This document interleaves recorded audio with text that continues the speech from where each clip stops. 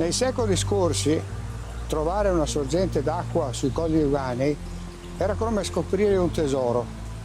Gli abitanti della zona che utilizzavano questa preziosa acqua per usi domestici ma anche per abbeverare gli animali custodivano queste sorgenti, queste fonti come fossero dei tesori. Un racconto per rumori, parole e immagini. È l'acqua spontanea dei Colli Euganei, la protagonista dei 35 minuti del docufilm Sorgenti Euganee, realizzato dal giornalista Gianni Biasetto e dal fotoreporter Nicola Piranna.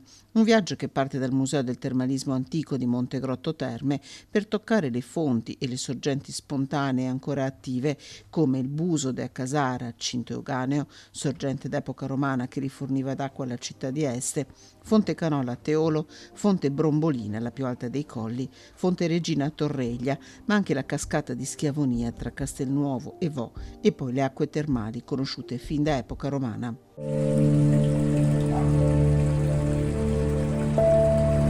Il documentario, realizzato con il patrocinio della provincia di Padova, è a disposizione in modo gratuito di quanti ne faranno richiesta a partire dalle scuole.